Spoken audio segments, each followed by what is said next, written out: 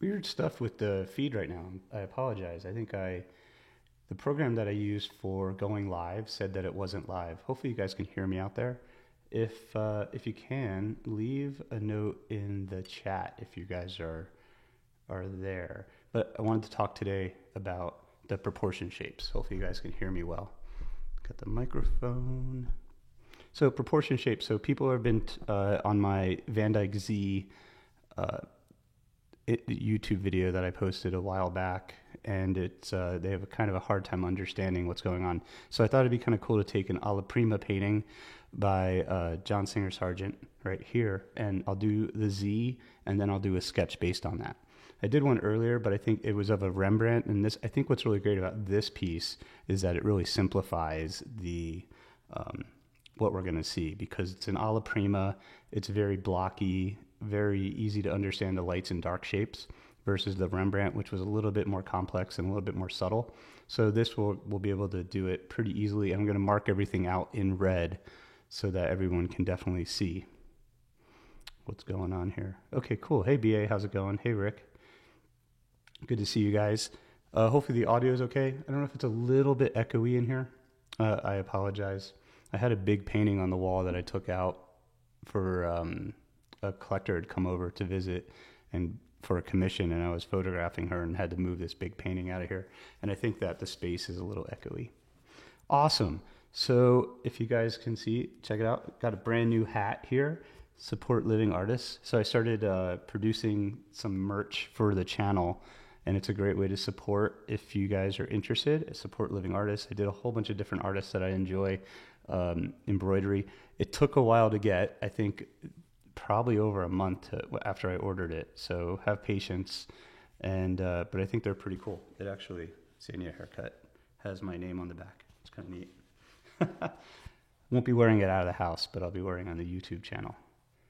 Oh, thanks. Oh, I love the guitars. Yeah, I love guitar. Actually, getting into the guitar channels on YouTube and meeting some of my favorite YouTubers is kind of what made me want to start up this YouTube channel because I see the communities that they've built for their learning platforms that they do on guitar channels, and I thought it'd be cool to kind of try to do the same thing as an artist, as a painter, a visual artist.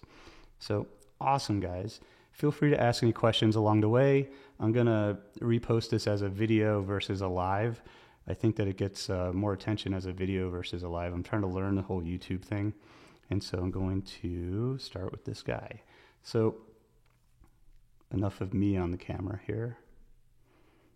Cool. So a lot of people have been asking me questions about this Van Dyke Z thing on the internet and everything. And I wanted to kind of explain it one last time really quick. Well, maybe not one last time. I've been doing it, and every time I do a video, I try to explain it. So if we have our portrait, the thing that I'm looking for when I draw, well, you know what? First, let me talk about the CAM method first. So what CAM method is CAM starts for compose, anchor, and then measure out, right? Just 3 easy steps that I use when I do a drawing. And I'm going to just kind of start in here. So I have my paper platform here that I have. The paper that I use is my layer 2. It's a textured paper, and it's available on the Patreon page. I think I also posted it on here as well in the comments or community links that I can make posts. And from there, you guys can download that, put that as a layer so you get like a texture to the paper. I also use the Derwent pencil right here, and my eraser is also the Derwent right here, just to give you guys kind of the tools that I use to make it look a little bit more like a traditional drawing. Hey, Uda. Oh, right on. Yeah, so 2 things with the Van Dyke Z is that people think that the Z, you just draw a Z and it fits, but it's about measuring the spaces in between the different parts of the Z. Let me bring me up here so that you guys can see. I'm making these hand gestures like this as I'm talking, and you guys can't see that. Just learning how to use this YouTube thing. Okay, cool. So my first idea or my first concept within drawing is I go with my pencil here and just go, we'll do like 70%. Compose, right? So what's the top of the head? Where's the bottom of the chin? How's it going to sit? onto the paper. So again, that CAM method is the first thing is compose. So imagining what the drawing, my sketch of this John Singer Sargent will look like next to it. And I want to get the proportions kind of similar, and I'm going to use these certain shapes to get those proportions. Hey, Raynola, how's it going? I have water this time. I did a whole video, and about 20 minutes in, I started choking. Thinking about the top of the head. Where's his... he's got a double chin, it looks like, which is kind of cool. The bottom of the chin, where the double chin kind of starts. All right, where's the hairline kind of thinking coming in? Gonna make that a little bit thinner of a line.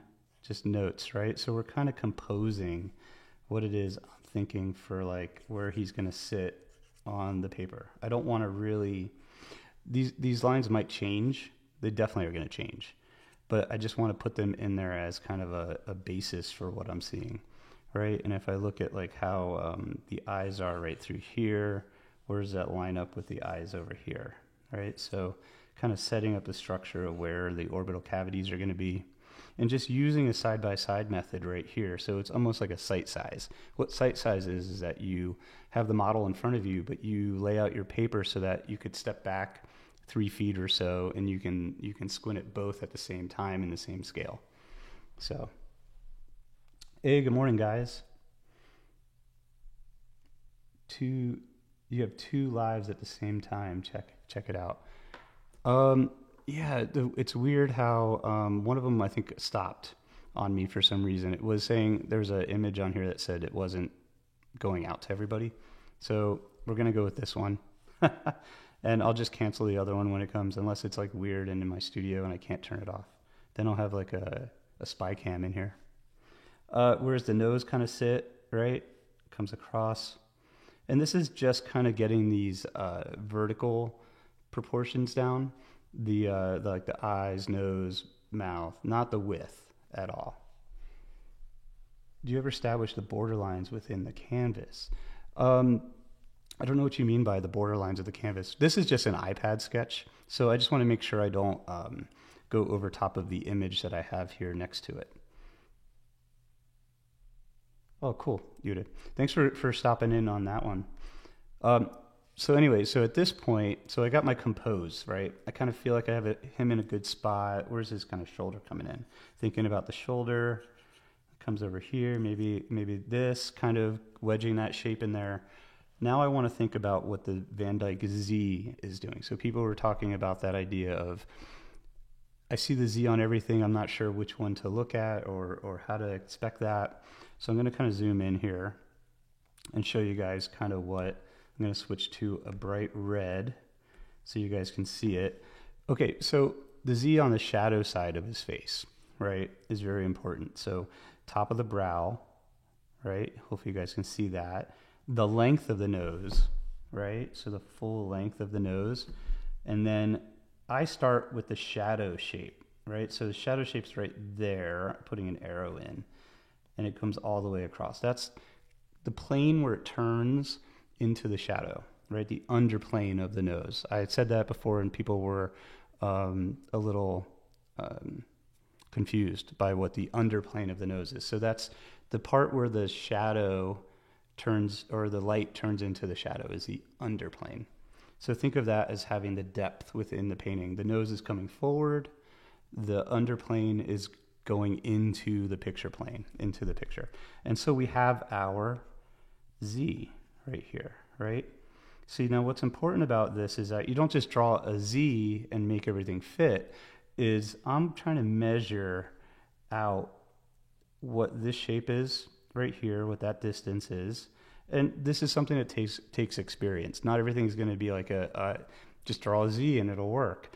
It's a learning how to track with your eye the starting point to the finishing point, right? The starting point to your finishing point. That's how you figure out the lengths of the nose. Now I'm going to take this out. I'm avoiding all the bumps and everything on the nose, right? So in here, we have this, and that. I'm not worried about that at all, the subtleties. within the nose. I'm thinking of just keeping it simple to the length. Okay? Exactly where the brow you place the line. It's at the top of the brow. So just like I was talking about with the underplane of the nose, the brow ridge has an underplane of the brow ridge, right? So as I come in here, I can show you guys. So we know that shadow shape, oops. I'm gonna do a new layer here. So within shadow shapes of the eyes, right? These are shadow shapes to simplify.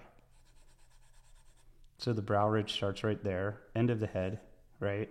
That's where his hairline meets, to the point where the nose shadow comes in. The shadow of the nose pulls down and over, right? So I do the underplane all the way to here, to the underplane of the wing of the nostril. That's what these are. Does that make sense? It follows the angle of the brow, but it's also finding the distance of it. So within painting, we want to keep things very simple when we start. We want to think about the length of something. Either we get that correct or it's incorrect, and we ask ourselves that questions. Is this too long or too short? And then we can adjust based on what our eye sees and how we compare with other areas, as well as if this angle is slightly more tilted, slightly more down, up, or whatever, so we can make those adjustments as we go. And that's the thing, is we always want to be hard on ourselves to see those angles and shapes. You guys like this mug? My wife got it for me. She wants to know that she thinks I'm handsome. I'm already starting to lose my voice. I apologize, guys. Feel free to ask any questions, though. I love it. Would you imagine there's leeway on what points you use as Z? Totally, Rick. Yes. This is kind of a rule of thumb. It gives you something to look at in the very beginning of our sketch to be able to replicate. And I'm going to kind of show you guys. I'm going to take off that layer. And I'm going to go, unfortunately, I have this layer has my drawing on it. So I'm going to actually, well, you know what? I'm going to erase away a little bit of the arrows here, just so you guys can, I want to keep this structure on the model, quote unquote model here, but be able to see a little bit more of his face when I do the drawing. And so we go to our model now. I'm going to use red to kind of show you guys what I'm thinking here, right? Any other quick questions?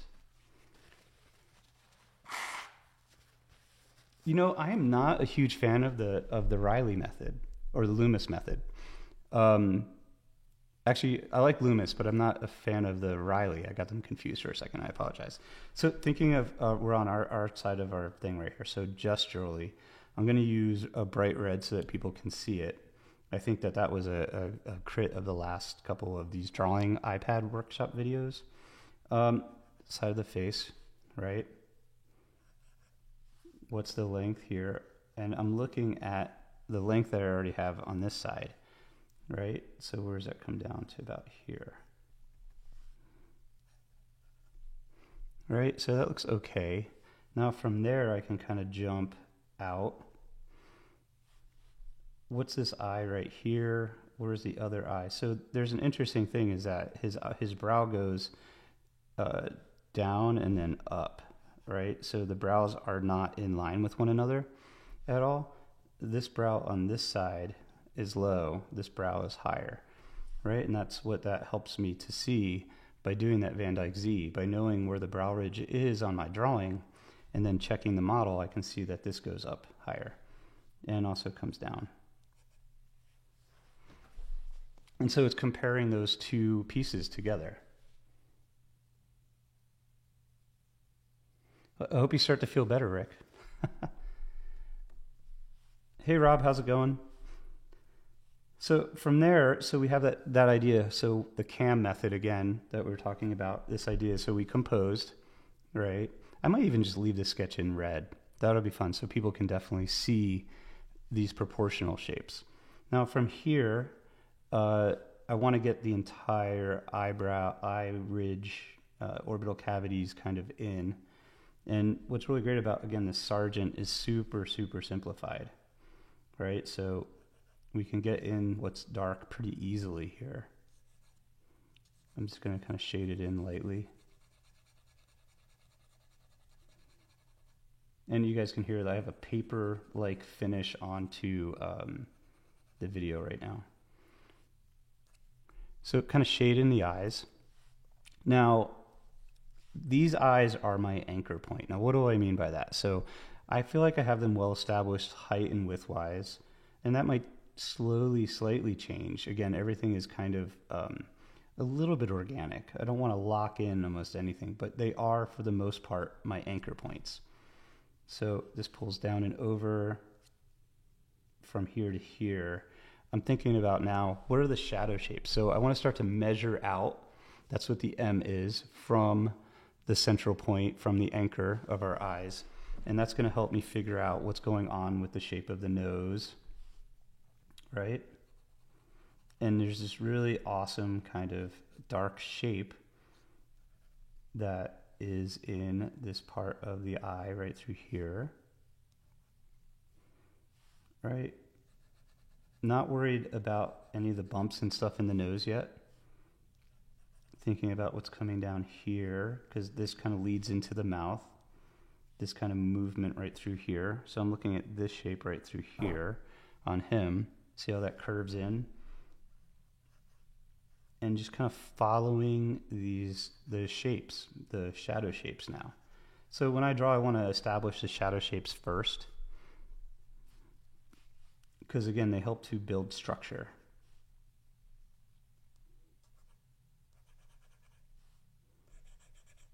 What's going on here? As I pull down, where's the mouth actually kind of sitting? Maybe here, maybe a little lower. Again, I can kind of figure out what's going on with the nose now because I have it in a good place. I love this kind of line right through here. That line on his face is really cool. So I want to kind of go for that. Establishing that. At this point, I'm just thinking shapes. Yeah, good question. Rick asked if I was thinking about the hardness of the shadows, I guess the softness and hardness of the shadows. Right now, I'm just thinking shapes. In this discussion today, we're just going to talk about shapes. I want you guys to think about getting the two-dimensional shapes to fit together like puzzle pieces. And what happens is they're very like roughly put together in the beginning, and then we start to really seam the pieces together and really make them fit together in a more accurate way, in a more precision based way. And so, but we start with this idea of knocking in just basic shapes. So from there, where's the bottom part of the lip, top part of the chin, we have this whole shadow shape here. This is so much better. Usually I put the image on, not on the iPad, but on the actual screen through the program that I'm using. But now I can actually draw on this shape. So I'm learning so much about presenting here. So I appreciate you guys for logging on and watching this whole shape right here. And again, keeping it all in a color that hopefully everybody can see online. Definitely, if you guys think I can do something better on here, tell me via the comments. I really appreciate it. Thinking about what's going on with the width here. Thinking about what this my thought process right now, what is this entire shape doing? Right? I can just trace it over it. It's kind of cool. So now actually that kind of gives me this idea of, does my shape, there's this little dark here added to it, look like that shape as we squint back and forth? So that totally comes up like this, over. I can see where my shape is off. Comparing the two now. The idea is to keep it as simple as possible, right? For as long as possible.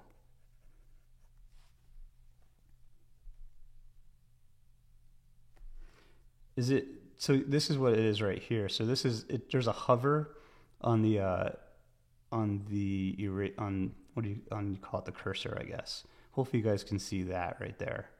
So I have the hover on. Awesome. Yeah, people were saying before, I think when the drawings are smaller, it's hard to see on your phone. even because the hover, oops, I hit my screen. The hover changes based on the angle that this angle right here, if you look at the very top, is very small, whereas this angle gets really fat. And so I think I need to point out things fat and then use the cursor when I want to do a short line. I don't know. Unfortunately, there's nothing perfect, right? So I'm going to come in here and just, again, think about what's up with this shape, what's up with the hairline, comes up and over. Again, this is such a great thing to work on, this painting by John Singer Sargent, because he's already simplified so much. And I'm just going to fill in my shape. Again, keeping it super, super simple. The orbital cavity, I'm just going to fill in the whole orbital cavity. And although we are still on the same layer. Thanks, BA. So if you guys are interested, this is, I've been posting all the raw footage from all the time lapses and other lessons I've been doing onto the Patreon page that I have going. It's been amazing to share all the BTS, the behind the scenes of everything I do. And I made it super affordable, hopefully for everybody. It's only $5 a month. I think if you sign up for the year, it's even cheaper. And $60 for a year. I think if you do it as a year, I don't know what it is, but it's even cheaper. But I appreciate everyone that's on there, because it's been great to support the channel while I figure out the growth of the channel.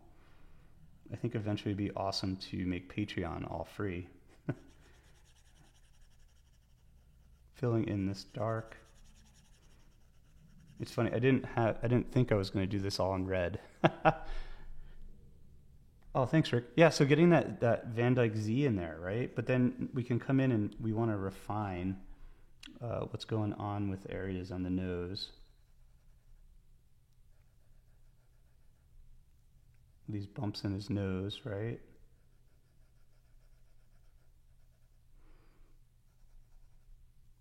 So just because we lock in our orbital cavity, it doesn't mean we can't adjust the shape of it, right? If I feel like it comes in here, I can sneak in here just to get like a little bit of the notation of the eye.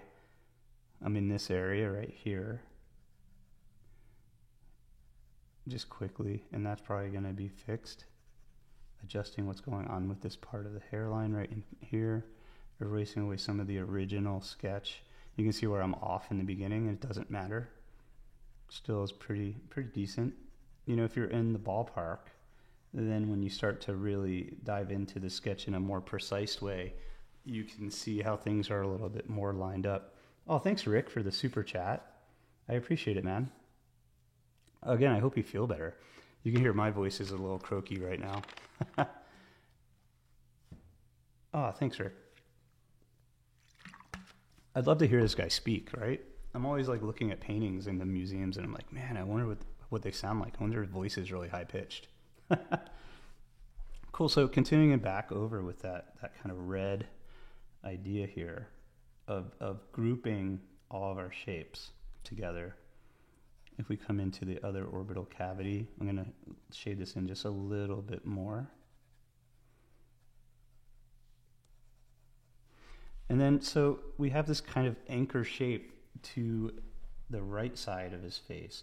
Now, there's a thing that happens. I'm right-handed, and so when I draw, even on the iPad, I still tend to draw from the right to the left.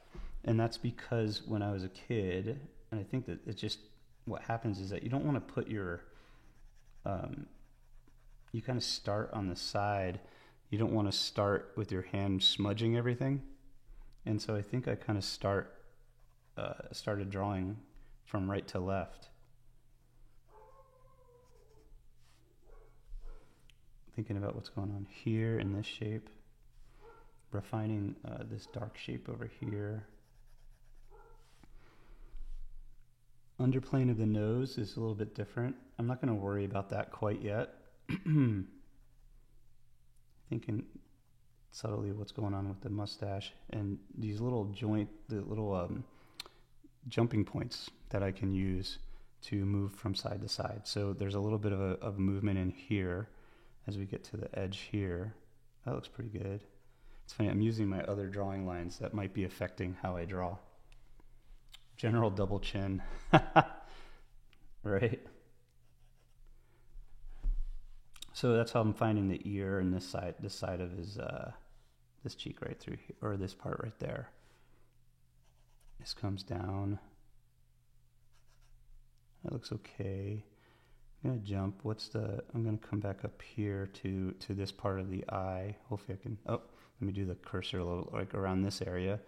And what's going on with this area? I've been neglecting this whole side of his face. So we're jumping from this edge right here to around here and seeing kind of where things kind of fall, right? With the movement of the shape, how that kind of comes in. And so we're basically, like I said, we're locking in stuff. Might be right, might be kind of off or whatever, but we're going to kind of build it up. I'm going to like fill in this area real quick over here on the, just to get as simplified as possible based on the shapes that we see. Awesome, guys. So, and then starting again, I was like, where was my thought process? This part of the eye, going to hover right through here. Jump over to this side. Where's the ear fall, right? So if we draw a line from there, I'm going to get rid of that. I'm going to make it, I'm thinking top of the ear. I'm going to go on this guy. Top of the ear to the eye, right? So you guys can see that. That's what I'm kind of thinking right now. So it kind of lines up with the top of the brow ridge, right? So that's where the ear is going to be kind of. There's like a mid-tone kind of space in between here, right through here. Oops, my pencil dipped low, like right through there. Hey, Sovereign Ruler, how's it going? So I'm concerned with this space, finding out what's going on with that shape, right? And so I look and I'm like, okay, well that's like, I can even kind of mimic that triangle shape. Right there, it's a pizza slice, right? So the pizza slice. It's coming in here. Gonna erase that out. CC or too soon.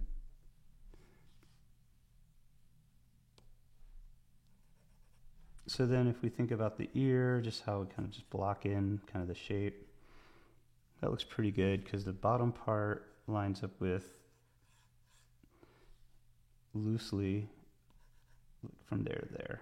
A little bit more accurate than my last sketch, my last drawing lines right there. So then right through there. That looks pretty good. Good for now. All right. This comes over. Got the helix, anti-helix going on within the ear, which is really cool. Let's kind of knock in that shadow wedge that we had before up here.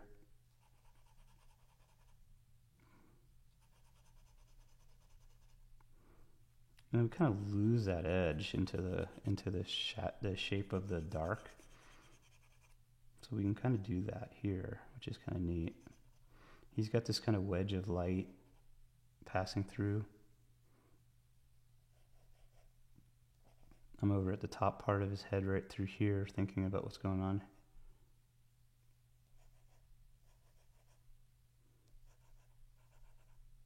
Right through there.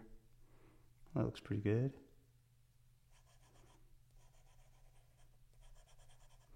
And again, simplify.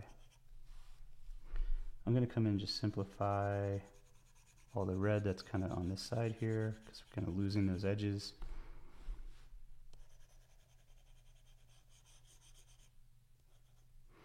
Wasn't expecting to draw in red, but I think this is kind of helpful, hopefully, to people. So then, seeing how we got that, let's get in the collar. Not worried about the forehead quite yet, but what's really interesting is that we have these lines here, right, on him that we can kind of come in and use as markers as well as shapes as well within there. Hey Susan, how's it going?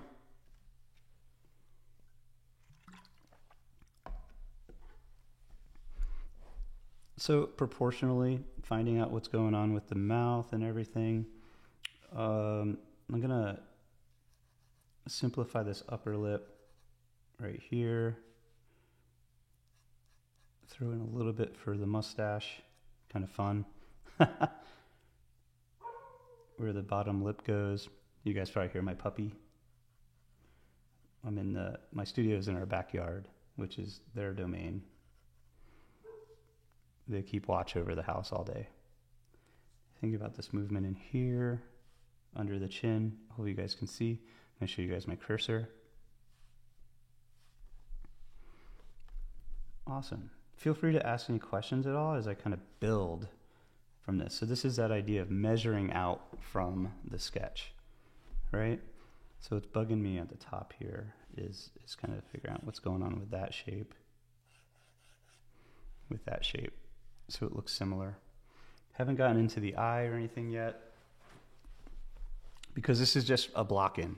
We're just going to keep it to a block-in demo today. I just want to kind of see if I can capture a little bit of the likeness within the sketch. Come in here into the orbital cavity just a little bit, clean up some of my lines.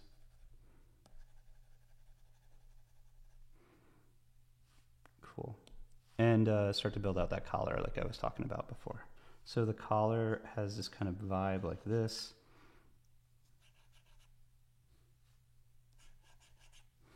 Looks pretty good. All of this shape I'm just kind of including in as one large shape. The collar here kind of comes out further than I have it. Yeah. And then over a little bit more over. Hey Jam, how's it going? Hong Kong? Wow, that'd be amazing. I want to visit Hong Kong someday. Great painting in the studio with you. Oh, cool. On the big TV. That's super cool. Yeah, I'm actually working on an Alla Prima painting right now. I'll show you guys really quickly when I'm done kind of this block in that I'm filming of Shayna, and it's the editing's taking a lot longer. I was going to post it today, but the editing and the exporting of the video is taking longer. So I thought it'd be fun to just do a quick live helping people out with these proportion shapes, because there's been some confusion and such with the shapes from the Van Dyke Z, talking about that shape and kind of how I go about the shapes that I'm looking for when I'm simplifying the portrait. This shape right through here comes down and over.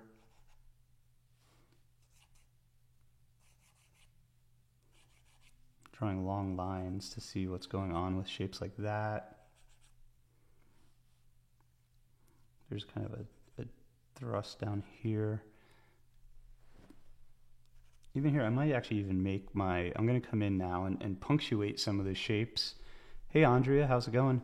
Punctuate some of these shapes with an even darker dark. Maybe I'll even use, maybe I'll go back to black over top of the red, and we'll do it as a different, I'll kind of clean up some of these shapes to kind of show you guys. So we'll do a different layer over the red, and I'll come in and start to shape out the shadow shapes here a little bit better to show you guys what's going on with this part of the nose.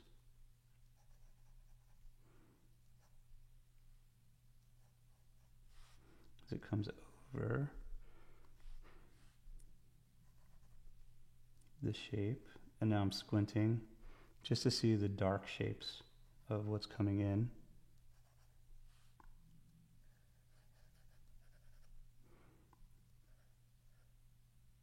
where does the eye? Hopefully you guys can see my cursor.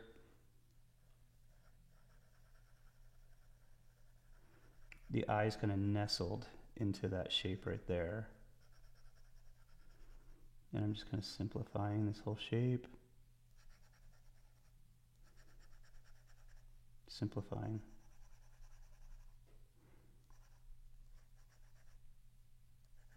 What's going on with this side of the face? That kind of comes in like that. Just kind of tracing over what I already have, but using, like going into it, just looking a little bit more subtle at the subtlety here.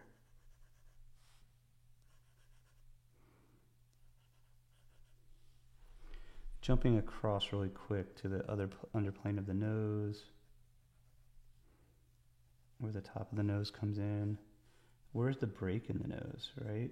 Where's the shadow or the light come in? Because the Sargent's so easy to see all these little nooks. It's pretty interesting to see where we can put those in. These guideposts. I call them like little movement form guideposts that help me to figure out like distances between from here to here, right? So I have a spot here, I jump to this spot. It gives me 3 chances to measure a width versus just 1. And so I find it very, very helpful. Simplify the chin a little bit here. What do we call them? General double chin.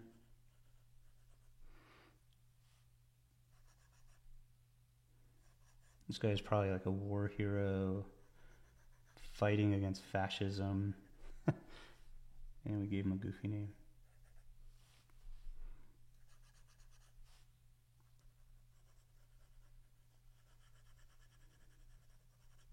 The red is so aggressive, right? Thanks, Rick. I think that, so Rick says that he tends to jump around the proportions and to volume, to light.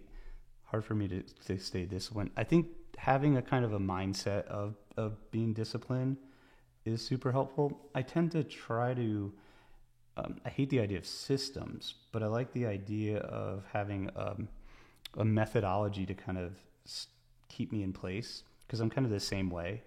Whereas I tend to jump around a lot, where I don't tend to finish anything really well sometimes and concentrate on areas for very long. I think I might have a touch of ADD,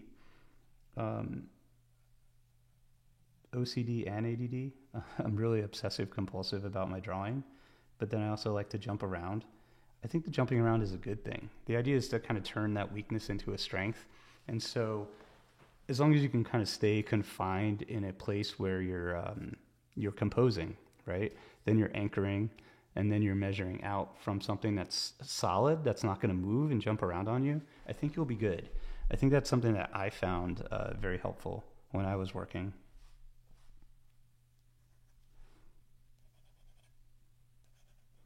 It is hard to stay disciplined though, especially with painting is so much fun and it's something that you don't want to be disciplined in sometimes, and you don't have to be, you know. It's also, don't put pressure on yourself at all, and do lots and lots of drawings. I love this ear shape right through here. Simplify.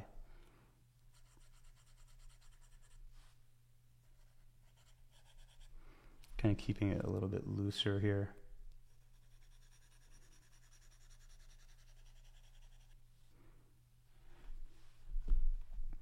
This part of his hair in here.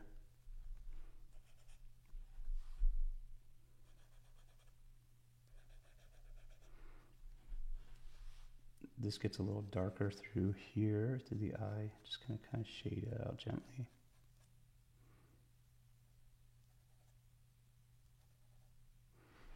And then thinking about, I love this kind of shape in here, right? So what's the rhythm of how the form is coming? It's kind of neat. Mustache is a little higher than I have it. it kind of falls into this edge right through here. These long lines also help me to kind of see where things sit and lie next to each other.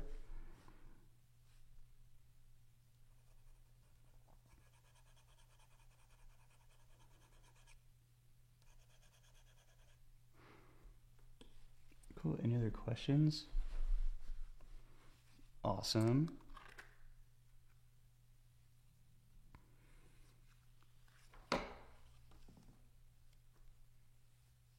Finally got you live. Awesome. So, keeping this very kind of, let me get it all to size. Once I kind of have this kind of going, it's funny, I wonder if I can strip out the red. And there's our kind of basic kind of sketch. Kind of want some of the red, but then we can even change the opacity of it. So we still have our underplane and our shapes and our basic idea here that we can come in and start to refine even more.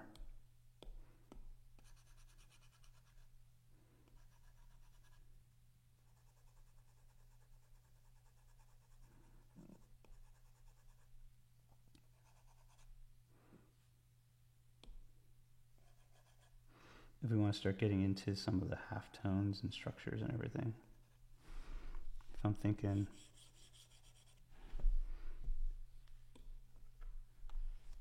do you feel like you're art busking?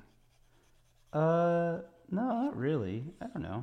I think it's kind of fun to. I'm trying to help people out with the explain things. It's hard to explain things in a comment so much. I try my best, but to do like a quick video on it is super helpful.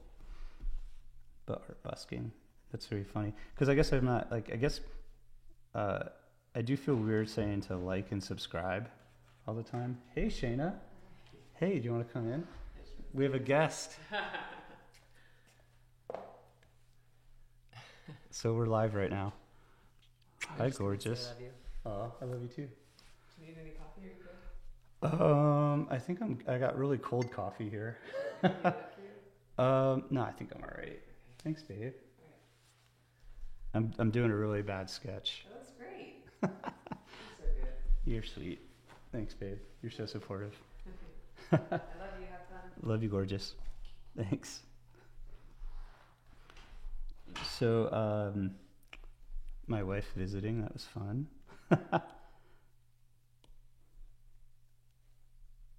Oh, thanks, Susan. Does having high contrast make it easier? I imagine soft lighting would be more difficult. That's a great question. Oh, Rick says hi. Oh, she already left. Thanks, Rick. Yeah, my wife's an artist also. So we separated studios. We used to work in the same. We had a big studio that I used to work out of, that was outside of the house, and I just moved into. We just built this studio here in the backyard, and now while it was being built, we shared a studio in the house, and I didn't love it because I like to listen to my own music and everything, but I do miss her, even though I see her every day, a lot, and everything. It's still home, but we had a question. Sorry, concentrating here just a little bit here, just kind of figuring out where the lip is.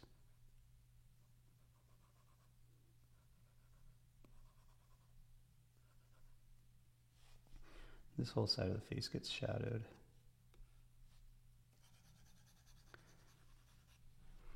Does having high contrast make it easier? So yes, so Rob, so that's an interesting point, is that high contrast does make it a lot easier for drawing. That's why I want to keep these very, very simplified images that we're going over, because the subtlety within greenhouse lighting, which is like kind of overall lighting versus a single light source, is harder to see these shapes. Then it's all about color sometimes. If you have natural light in a room that's fully flooded with light, kind of like my room here, I have a single light source, but it's like directly above. So it's pretty consistent. I use spotlights in this space to create that sense of form when I'm in here. So just to take this sketch a little bit further, but look at if you're interested in like doing studies that are a little bit more hard, that are more intricate from let me get the shoulder in, like more subtle lighting. Sorry, it's still early. I would look at Bouguereau, do Bouguereau studies, because he used a lot of color temperature to change form. I'm going to be doing a lot of skin tone talk and flesh tone mixing type things. I'm going to talk a lot about Bouguereau when I do that. Bouguereau. And definitely will be doing that very shortly. Now I'm in the studio space, I can do a lot more painting videos.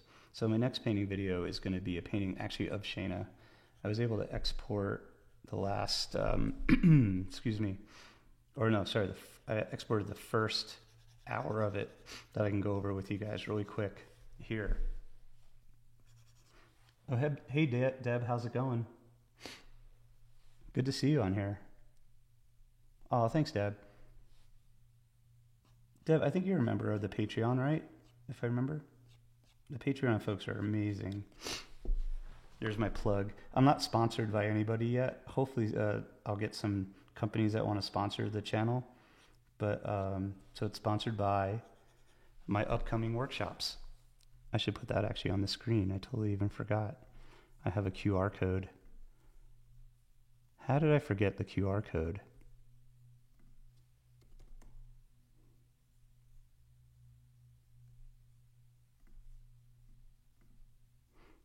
It's giant.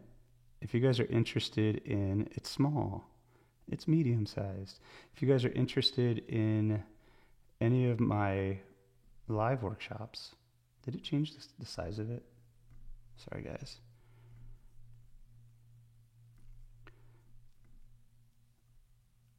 I have friends that are amazing guitar players that teach, and they have been doing YouTube for like 3 or 4 years, perfecting all this stuff.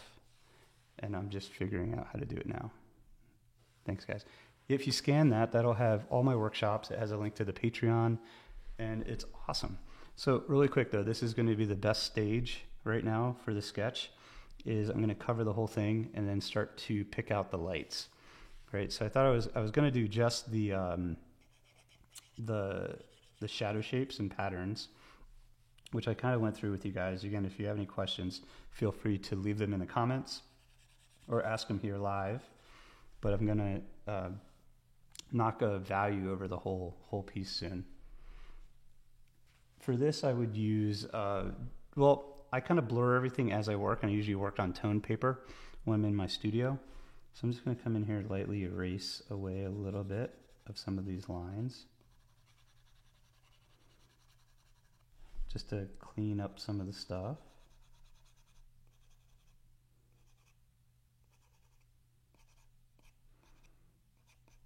That gets a little lighter in here too. This light right through here. And I'm actually going to do this on a new layer.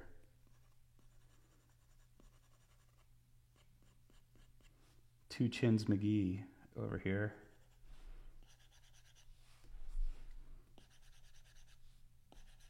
Fixing up what the collar's doing. This is kind of fun. I always come into these classes with the intention of like, I'm going to spend a half hour sketching just the basics. And then I kind of go in and I'm like, oh, that's pretty cool. Or that's cool. I can make that better. Where's this come? This whole shape right in here is a little bit, there's a halftone shape through here. Thinking about the halftones now. The bridges between the light and the dark.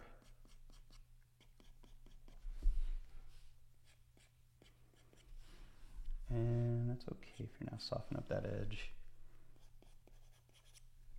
Sorry, I'm like forgetting all the questions. Did Bouguereau paint grisaille first? I think he did. I think he painted like a gray-green grisaille. That actually plays a lot into how his colors are. His colors are very, his warm colors really come forward, And he leaves the grisaille a lot of times to kind of sit in the distance of the painting, temperature-wise, having those cool colors recede into the canvas versus the warm colors that advance into our space. Jimmy and Rosalind Carter stayed separate in their house all day until dinner time. He said to save their marriage. Oh, that's really cool. I mean, they definitely, that's couple goals right there. I think Shay and I have a pretty healthy relationship, I think, hopefully. We cook dinner together almost every night. Yeah, the only time we're not together is if I have to travel for something, or she has to travel somewhere, which kind of is horrible. We're teaching in Scottsdale, Arizona, coming up in March, actually March 6th, I think in like a week and a half. And it's my class is, we're teaching separately. My class is after her class. And so she's actually leaving me in Scottsdale. I'm flying in early to hang out with her during her class. And then she is going to fly home, and I'm going to drive back. It's only 7 hours away. And so that's going to be not as fun. But going in early is fun. We love Scottsdale because there's a karaoke place that we always go to. It's during spring training when we teach, so it's kind of a cool vibe. I'm just shoring up some of these shapes a little bit here. So for the most part, like when we're in Italy, we're teaching together. For the most part, we try to teach together.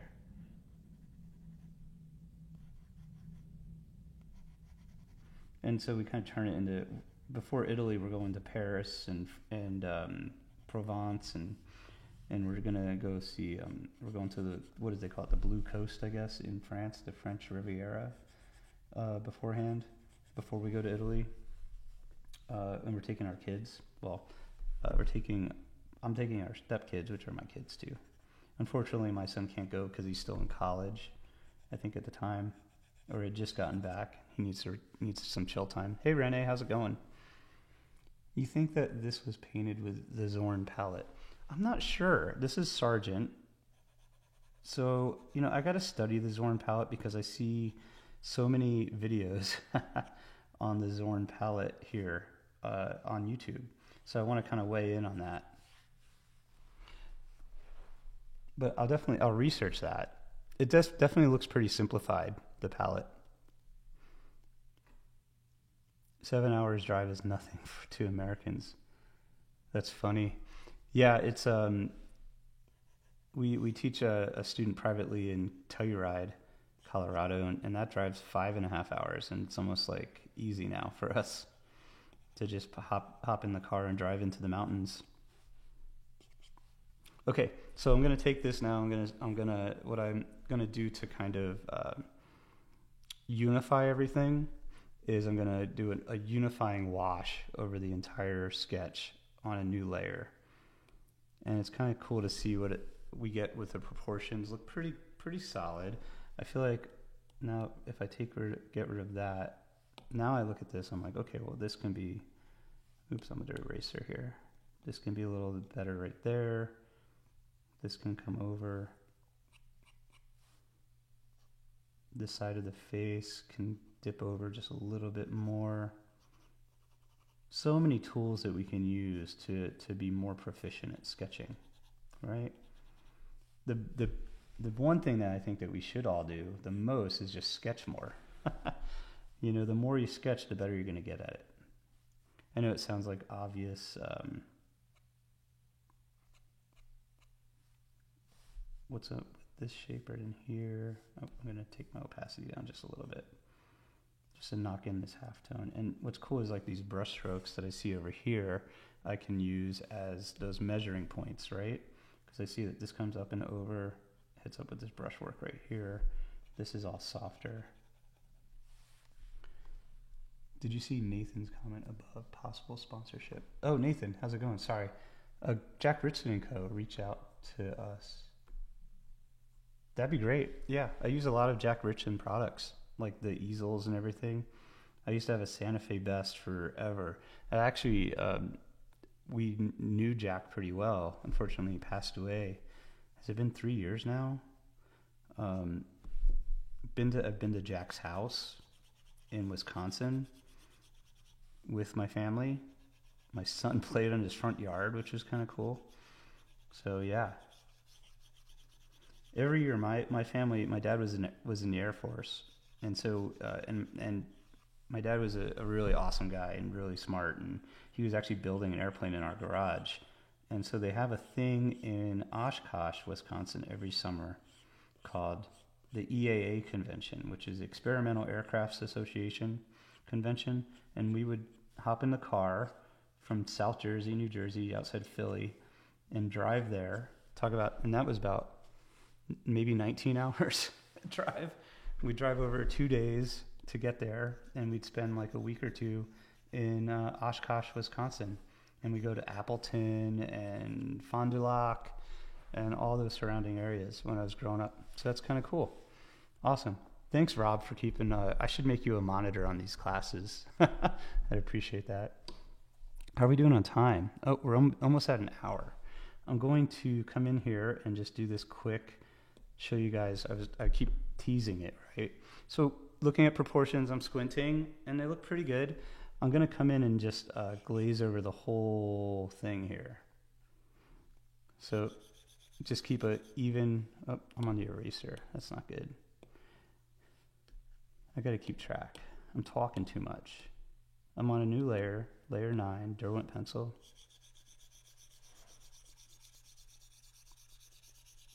Nothing in the drawing is as white as the paper. Ish. There's maybe some of the color. Okay, so come in here and just kind of maybe do another layer here. I can go darker because I can. That looks okay. Usually I like to be a little cleaner on that, but that already you can see how it kind of pushes everything into the paper and gives us kind of that vibe of, you can squint now, it's a little bit easier to see. And we were thinking about the shapes within the dark areas, right? Those block-in shapes. Now we're thinking about, I'm going to kind of give us just a mid-tone right about there. That's pretty good. I'm going to start to use the eraser now to come in and sculpt out the areas that are lighter within our sketch. So now we're thinking about the blocks of shape like we were before, excuse me, but from the light side of the sketch. So not only are we thinking about dark versus light simplification, we're thinking about how we're going to simplify the highlights, right? Which is something that I find very, very, very valuable. To kind of bring it to another level of representation in 3 dimensions. Rubbing it all over your drawing. Would you do the same thing with actual drawing using charcoal? Yeah, I do sometimes. Yeah.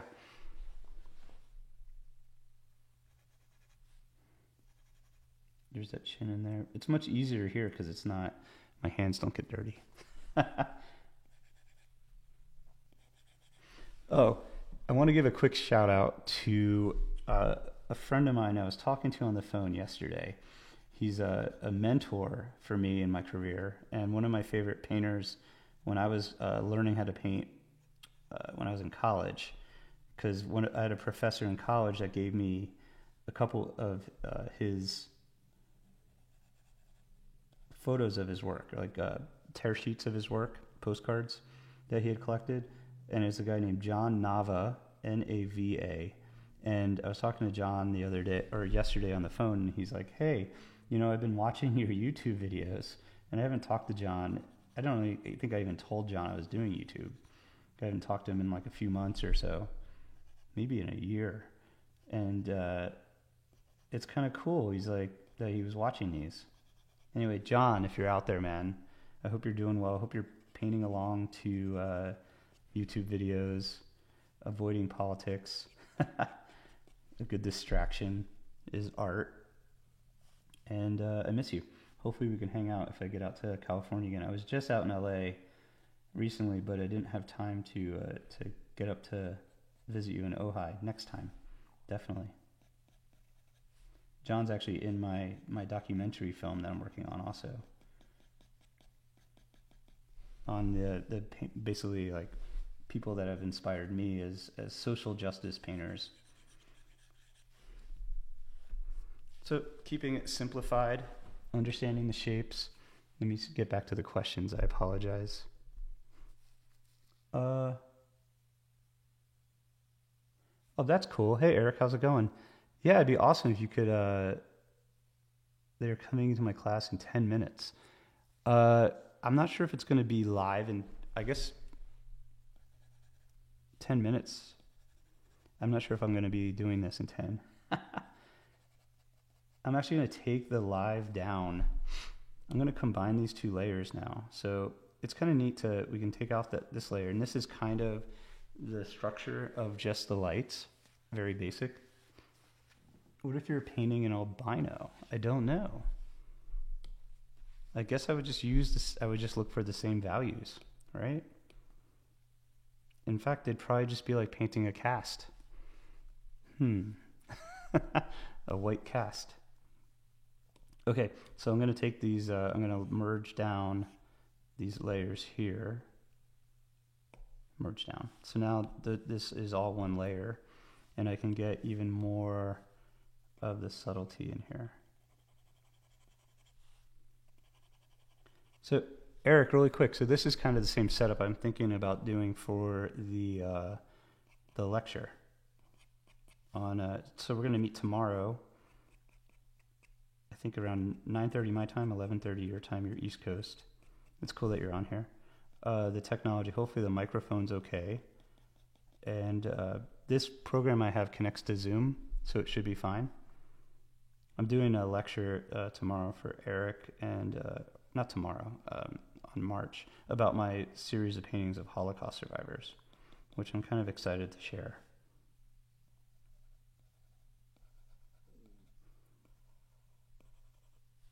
This comes over. Think of just with the eraser right now.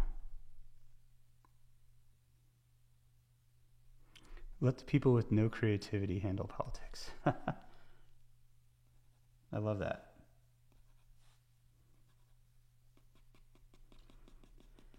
The only problem is that it affects humans. Unfortunately. Just kind of scraping in gently, thinking about form a little bit here. Over value. I didn't think I was going to do a full sketch. We were just going to do blocking, but I got kind of into this. This is kind of fun. Let's put the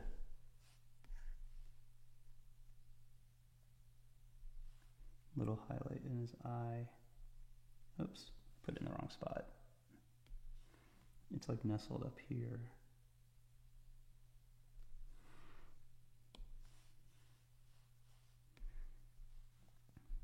And it's kind of neat. I can get really into the weeds here. Where's the iris? I'm sorry, yeah.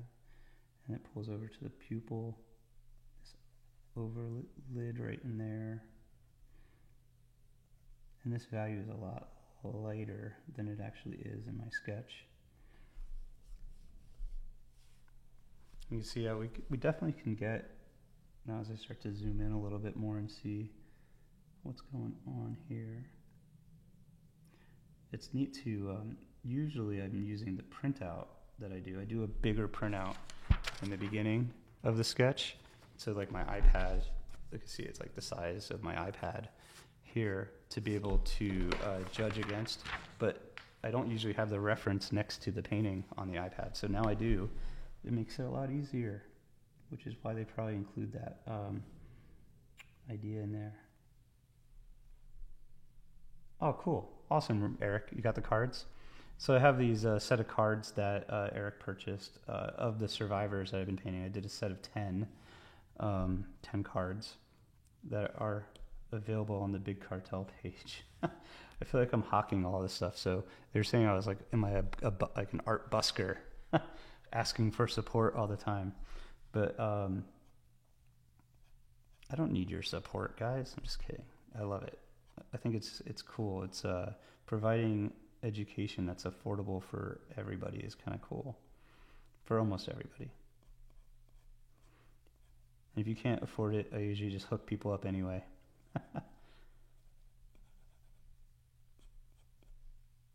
That edge gets a little softer. As we kind of squint at it now, they look kind of similar, I think. I might be a little bit off.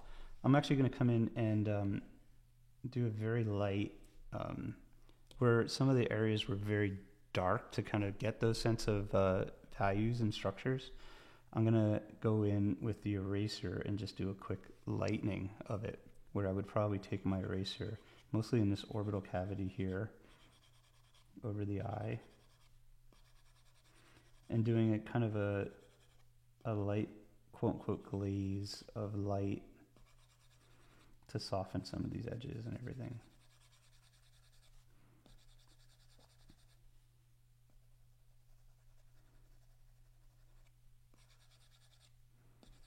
Into the mouth. Even the chin is not as dark as what I have it. And I think the subtlety is really where we start to see where things become more lifelike. Even though this is based after a painting, I can see like through this part of the nose and here. This shape is too thick on this side. I'm on this side of the cheek, right here. And this shape cuts over just a little bit more.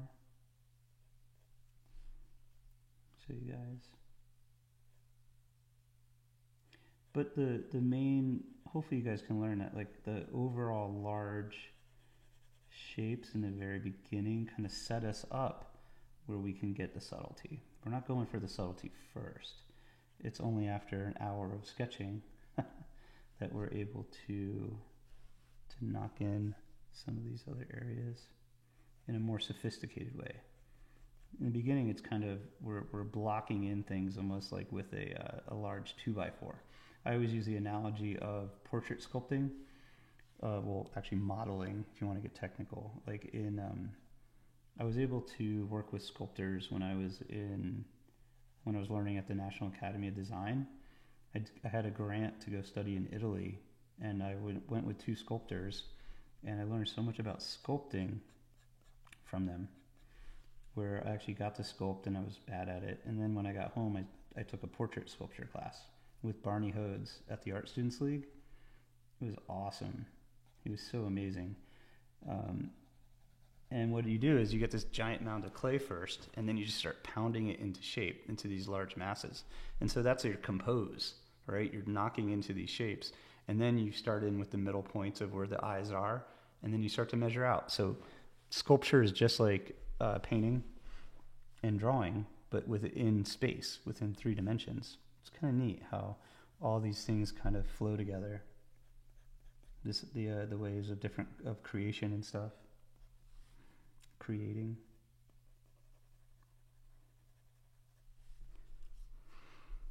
So starting to kind of meld things together here a little bit more. This gets a little darker through here. Again, very, very lightly.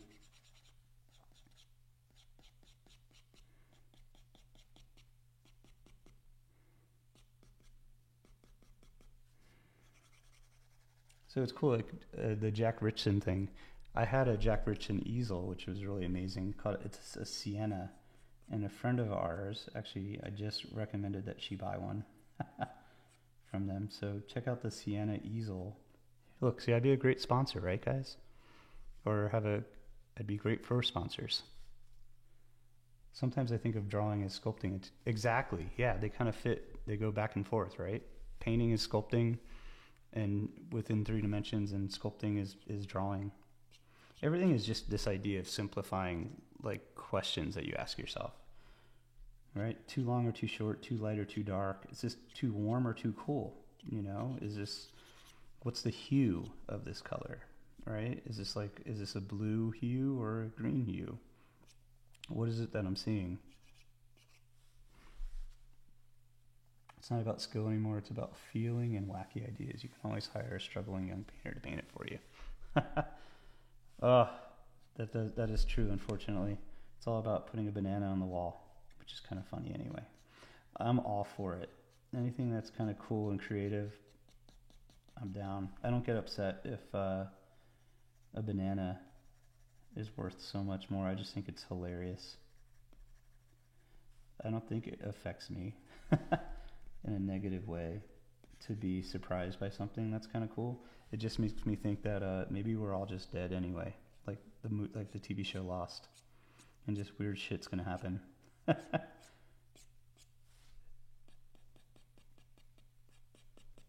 I just ruin the ending of the series Lost for everybody? Sorry. Right on, Nathan. How do I get a hold of you guys?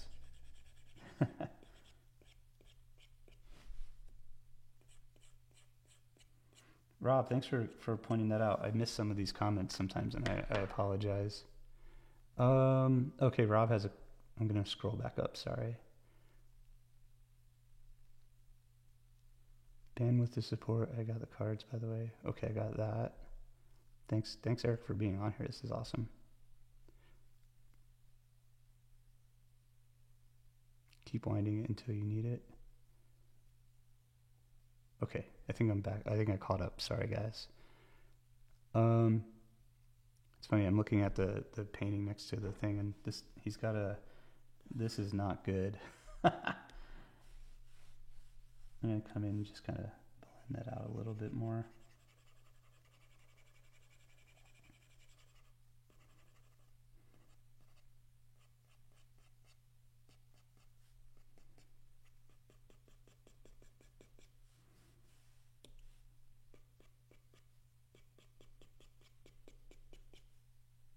You can hear the paper. So I have a paper light surface on here. It's magnetic, right? That. So it's pretty awesome. I'll have a link in the description for where you guys can find it. I got it on Amazon. Oh, my iPad turned off.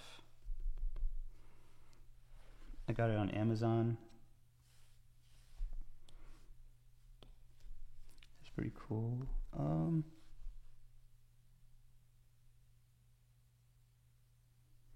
The details are a lot of fun. Rob has a question. I think that may be controversial. Do you see any paintings in galleries where the quality is pretty poor? I mean, not very skilled artists that produce paintings. Yeah, I think it's sometimes, I think the idea is really important, and the execution, it doesn't bother me if it's not executed perfectly, if the idea is really strong. So that doesn't really, but I used to look at art from only the technical aspect. And then I thought about what really got me into art. And I think I talked about this a little bit in that video of things I'd tell my younger self that I just made and posted last week, I think, was that this idea of, I remember walking through museums when I was like 15, 16 years old, or even 14, and just being in love with just art and seeing something on the wall that just moved me. It was just an arrangement of colors or shapes or textures or something. It was very irrational. And I think as I got older, I was looking at art in a very rational way where I wanted to learn from it, right? I wanted to become a better draftsman, better painter, all that stuff. And I think that kind of clouded my original purpose for being an artist, of just loving art. And so I've been trying to go back to that aspect. And I think if the idea is solid and it's there's no BS on it, and it's an authentic idea and a concept, I'm all for it. Even if the technical skill is different, you know what I mean? Because people have different intentions. Every human being is different. I become more accepting as I get older, more accepting in other people's work, less accepting in my own. And I didn't put this in the video, but I think that for me, I should do a top 10 list of artists that I love. And I think that the top of my list would be me. And is that controversial? It's that I see all these painters and I love everything that they do, but there's not, I wouldn't want to be them. Do you know what I mean? The artist I want to be and love the most, I want to love the most, is me. And I want to take all these ingredients from all these other artists and add that to like my stew of who I am as a painter. And so, sorry, I'm like drawing in the mouth here because it's like kind of awkward. And so that's the person is like, that's what I'm always trying to fight, is this kind of loving my own work, because I'm always very critical of it, So that's the artist I want to love or want to like the most, is me. So that would be an interesting, maybe I'll do a video like that. You guys already know the answer, the top artist is. And maybe that's egotistical or whatever, but we're all on this one journey, and I love so many different types of art and artists. It's hard to pin down exactly one, and that by me saying that I'm the one that I want to be, that I want to love the most, is it's the easy way out. Right? I'm my favorite living artist. It's kind of funny. Everybody should be their favorite artist. This job is so we fight so hard for learning. We fight so hard for existing as an artist. Trying to make a living as an artist, or even have time to do it.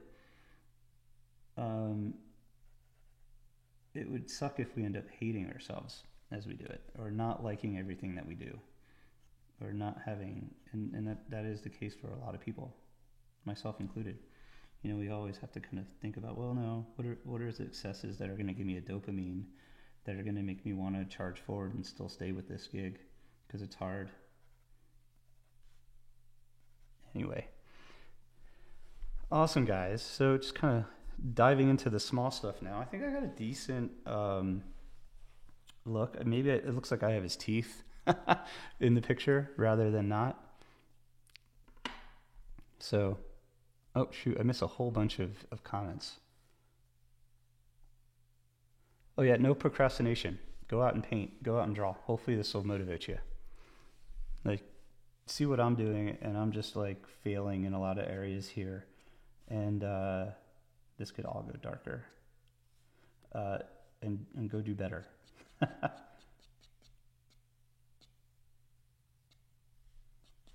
I got his teeth.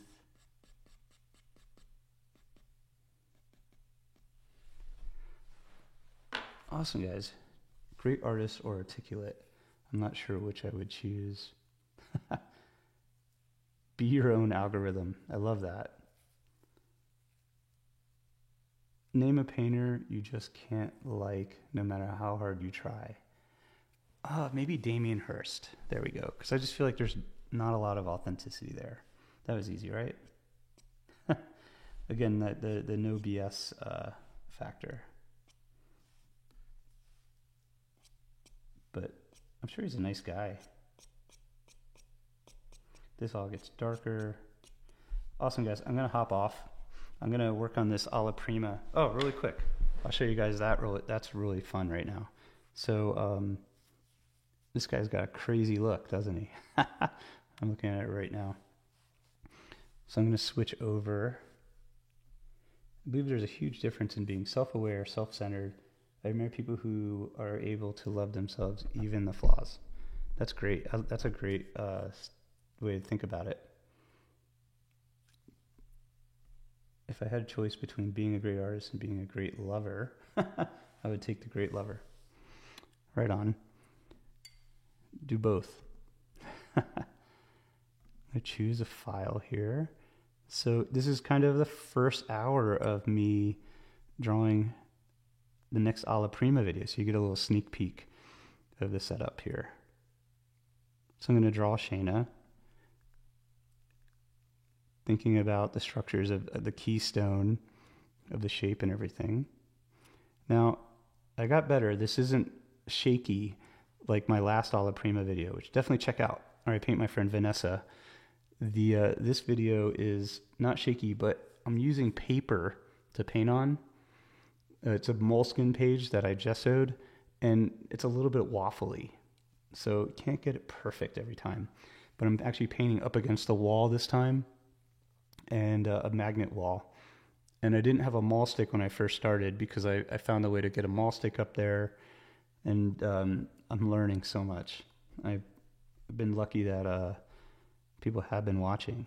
Getting these shapes in there, right? Just like we were talking about this last video. I'm going to just zoom ahead, thinking about the darks. Again, the shadow shapes under the nose.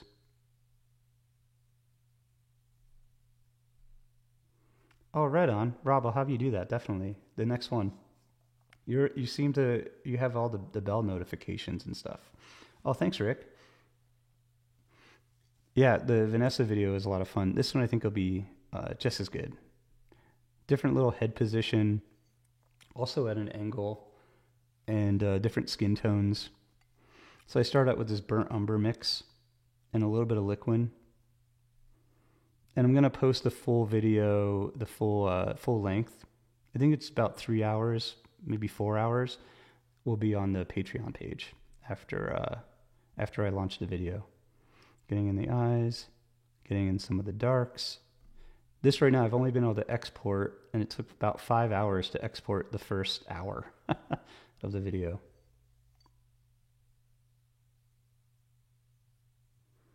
I clicked those 3 dots, but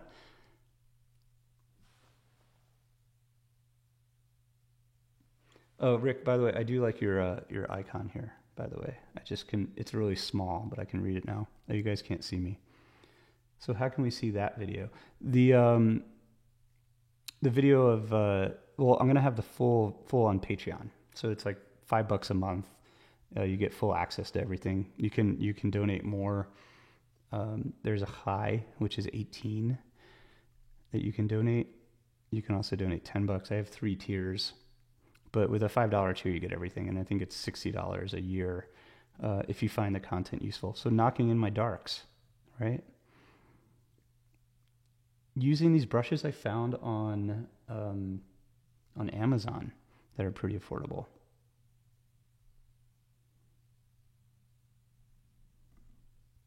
Starting in on the skin tones, kind of think of my skin tone base is a little bit of the brilliant pink right here, mixed in with a little bit of the brilliant yellow, extra pale. Hey, thanks, Rick. I'm about to stop soon. I was going to kind of show you guys kind of the start of the piece, blocking in some of the shadow shapes, and then pulling the lights on. Awesome, guys. It's been an hour and 22 minutes so far, so I think I'm gonna hop off too. Awesome, guys. So thanks so much for watching. I'll bring up the little video here. And if you guys have any other questions that I missed, unfortunately, really bad at this sometimes, following along and drawing at the same time, that leave them in the comments. If there's something that you want me to draw or do a study of, or to hopefully explain better, drop it in the comments. I'll try to make a video about it. I'm having a blast doing these, and yeah, they're a lot of fun just connecting with people. I love doing the lives versus just a video because you guys are on the other end asking questions. And so I'm hopefully trying to get on here, draw once or twice a week, hopefully, unless we're traveling. And where is the sloth? So my wife bought me this really cute sloth.